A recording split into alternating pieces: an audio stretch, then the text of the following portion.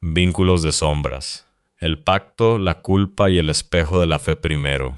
El susurro en el limbo. La lluvia aquella noche no era una simple tormenta. Era un muro de agua que borraba los límites entre el asfalto y el cielo. El chirrido de los neumáticos contra el pavimento mojado y el impacto sordo que siguió fueron el preludio de un silencio que duraría 8 meses. Para la joven Luna, de apenas 17 años, el mundo se detuvo en el instante en que el teléfono rompió la calma de su hogar. El grito de su tía al otro lado de la línea no fue solo un sonido, fue una puñalada de realidad que le hundió el pecho. Su madre, una mujer vital de 47 años, yacía ahora en una cama de hospital, convertida en un recipiente de carne y huesos mantenido por el ritmo monótono de los respiradores artificiales. Los primeros 3 meses fueron un desierto de esperanza. Luna acudía cada tarde, sentándose en la silla de vinilo frío, envuelta en ese olor aséptico que se queda pegado a la piel. Le leía novelas, le contaba los chismes triviales de la escuela y le hablaba como si su madre pudiera despertar en cualquier momento y reírse de sus ocurrencias. Pero la mujer en la cama permanecía inmóvil, con los ojos cerrados en un sueño profundo y antinatural. Todo cambió una tarde de luz mortecina. Luna, vencida por el cansancio, cabeceaba junto a la barandilla de metal cuando una voz, clara y nítida, como si fuera un pensamiento propio pero con un matiz ajeno, retumbó en su mente. ¿Dónde estoy? La joven se enderezó de golpe, el corazón golpeándole las costillas como un pájaro enjaulado. Miró a su alrededor, esperando encontrar a una enfermera o a un pariente, pero la habitación estaba vacía. Solo el bip bip rítmico de los monitores rompía el silencio. Su madre no había movido ni un músculo, sus labios estaban sellados por la quietud del coma. Sin embargo, al día siguiente, el fenómeno se repitió, esta vez con una urgencia aterradora. «¿Eres tú, Luna? ¿Por qué no puedo moverme?» No era telepatía de película con voces resonantes. Era una transferencia de sentimientos que se moldeaban en palabras dentro de la conciencia de Luna. Un hormigueo eléctrico le recorrió la columna. Con la voz temblorosa, Luna le susurró a la figura inerte, explicándole el accidente, el hospital, el tiempo transcurrido. La respuesta no llegó en el aire, sino en su psique, un eco suave, cargado de una tristeza infinita. Durante las semanas siguientes, ambas establecieron un vínculo que desafiaba la ciencia médica. Compartían risas mentales ante chistes viejos, pero pronto las conversaciones se tornaron oscuras. La madre de Luna describía un lugar de niebla espesa, un espacio grisáceo poblado por siluetas que permanecían estáticas, como estatuas de sal. Pero lo más inquietante era la presencia de algo que acechaba en las sombras de ese limbo. «No estoy sola aquí, Luna», advirtió la voz mental una noche en que la temperatura de la habitación pareció caer bajo cero. «Hay algo que no quiere que me despierte. Me está observando». A partir de entonces, los sueños de Luna se transformaron. Ya no veía a su madre en la cama, sino de pie en una versión distorsionada y monocromática del hospital. Las paredes parecían derretirse y en cada esquina acechaba una figura negra, una mancha de oscuridad absoluta que no tenía rostro, pero cuya mirada se sentía como un peso físico. La muerte, o algo más antiguo y hambriento, estaba reclamando su lugar. La crisis estalló una madrugada cuando la voz de su madre clamó con una angustia desgarradora. «Me están apagando. Necesito que vengas mañana al amanecer». por favor. Luna llegó al hospital a las 5 de la mañana, sorteando el sueño de los guardias.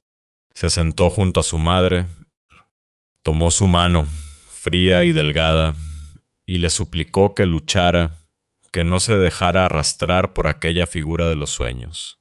De pronto, un impacto invisible golpeó el pecho de la joven, una onda expansiva de energía que la empujó hacia atrás. En ese mismo instante los ojos de la madre se abrieron de par en par. Eran ojos llenos de terror, inundados de lágrimas, y de su boca brotó un balbuceo desesperado con el nombre de su hija. El despertar fue calificado de milagro, pero para Luna, el milagro tenía un sabor amargo. Al regresar a casa, la atmósfera de la vivienda había cambiado. Las luces parpadeaban sin motivo, y un olor a desinfectante hospitalario impregnaba el cuarto de la joven a medianoche. Su madre, aunque físicamente presente, mantenía una mirada analítica, casi depredadora sobre ella. Una noche, Luna despertó sintiendo que el aire se agotaba en sus pulmones. «Luna, ¿me estás escuchando?», resonó la voz en su cabeza, pero esta vez con una frialdad que la hizo temblar. Al correr al cuarto de su madre, la encontró sentada en la oscuridad, sonriendo con una expresión que no le pertenecía. La búsqueda de respuestas llevó a Luna a registrar las pertenencias de su madre hasta encontrar un diario oculto. Las páginas finales eran un descenso a la locura o a una verdad demasiado terrible. «Hice un trato para volver», decía el trazo tembloroso del lápiz. «Me dijeron que era la única forma, agarrarme a una parte de ella para sobrevivir. Lo siento, Luna». La revelación cayó sobre la joven como un mazo. Su madre no había regresado sola, ni de forma gratuita. Se había anclado a la esencia de su propia hija para burlar a la figura negra del limbo. La convivencia se volvió un tormento silencioso de incomprensión, hasta que, poco después, las secuelas del accidente finalmente reclamaron la vida de la mujer. Sin embargo, para Luna, la muerte no fue el final. Aún hoy, en la quietud de la noche, el eco de aquel trato resuena en sus sueños con un susurro eterno. «Lo siento, Luna». 2. El último guiño en la penumbra. La culpa es una sombra que crece en el silencio. Y para la joven que llamaremos Elena, esa sombra se proyectaba sobre la memoria de su tío más querido. Él no era solo un pariente, era el faro de su existencia, la pieza que mantenía unida la estructura de su familia. Cuando un paro cardíaco lo postró en una cama de hospital, el mundo de Elena se resquebrajó. A los 18 años, la negación es un escudo poderoso. Mientras los médicos hablaban de diagnósticos terminales, ella se convencía de que él, con su fuerza legendaria, saldría adelante. Pero llegó el día inevitable. La familia, en procesión fúnebre de seres vivos, se alineó para la despedida final. Elena llegó a la puerta de la habitación, pero el olor a muerte inminente y la visión de los aparatos que mantenían un hálito de vida en su tío la paralizaron. El miedo venció al amor. Dio media vuelta y corrió por los pasillos del hospital hasta desplomarse en un banco exterior, llorando por una cobardía que la marcaría años. Esa noche, mientras el tío fallecía tras ser desconectado, Elena se hundió en un abismo de remordimiento. El tanatorio al día siguiente no trajo consuelo. La sala era vasta, fría, llena de coronas de flores cuyo aroma dulzón resultaba nauseabundo. Sentada en un sofá, a metros del ataúd que se negaba a mirar, Elena intentaba reunir el valor que le había faltado en el hospital. Cuando la sala quedó vacía por un momento, El silencio fue interrumpido por un golpe seco. Una de las pesadas coronas de flores se desplomó sin que hubiera una ráfaga de aire que la empujara. La joven sintió que el vello de sus brazos se erizaba. Huyó de nuevo, incapaz de enfrentar el cadáver. La noche del velatorio, la casa estaba llena de gente, pero el ambiente era de una pesadez antinatural. A las 12 en punto de la noche, el teléfono de la casa comenzó a sonar. No era el timbre habitual, era una melodía extraña, una secuencia de notas metálicas y fúnebres que recordaban a la banda sonora de una pesadilla cinematográfica. Los presentes se miraron con el rostro lívido. El padre de Elena, intentando racionalizar el horror, sugirió un error de la compañía telefónica, pero el corazón de la joven sabía la verdad. Ella descolgó el auricular, pero del otro lado solo emanaba un silencio absoluto, una ausencia de sonido que se sentía como un vacío cósmico. En las semanas posteriores, la presencia del tío se manifestó en los detalles más íntimos. Elena sentía dedos invisibles acariciando su cabello cuando estudiaba a solas. Ráfagas de un frío glacial cruzaban su habitación a pesar de tener puertas y ventanas selladas. Su tío siempre decía que esa habitación era su lugar favorito de la casa, y parecía que no estaba dispuesto a abandonarlo todavía. El cierre de esta historia ocurrió un año después, en el aniversario de la pérdida. Elena caminaba cerca de su hogar cuando vio a un hombre caminando lentamente hacia ella. El mundo pareció ralentizarse. El hombre iba vestido con una pulcritud que le resultaba familiar. Su porte, su forma de caminar, todo gritaba la identidad de su tío.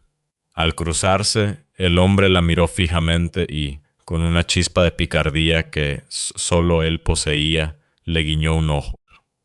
Elena sintió un pinchazo de dolor y alegría en el pecho tan intenso que creyó que su propio corazón se detendría. Se giró de inmediato, con las lágrimas desbordadas, y tocó la espalda del hombre para abrazarlo, para pedirle perdón por no haber entrado en aquella habitación de hospital.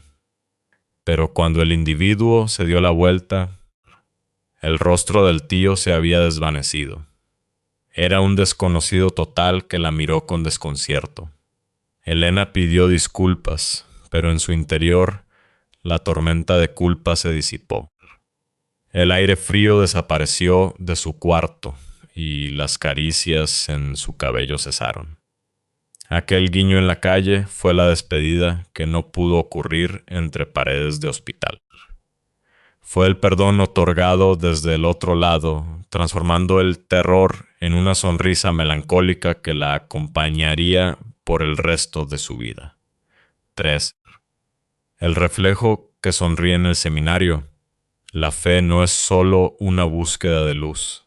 A veces es un descenso a las profundidades de lo que no puede ser explicado.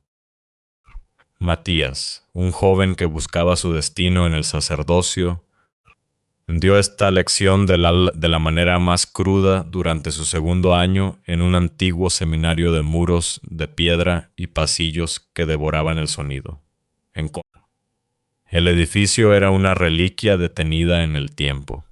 La mayoría de sus estancias eran hermosas en su austeridad, pero existía un ala clausurada, donde se encontraba una capilla vieja que nadie se atrevía a mencionar. Se decía que un incidente oscuro en los años 80 había sellado sus puertas para siempre. Matías empezó a notar que el seminario tenía una voluntad propia. Los ruidos nocturnos, pasos pesados sobre la piedra cuando todos debían estar en sus celdas, eran constantes. Una madrugada, el joven despertó con la sensación opresiva de ser observado.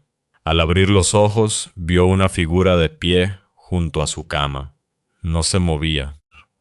Era una silueta densa que parecía absorber la poca luz de la luna. Matías parpadeó, esperando que la visión se desvaneciera, pero la entidad permaneció allí, firme, hasta que él intentó articular un grito.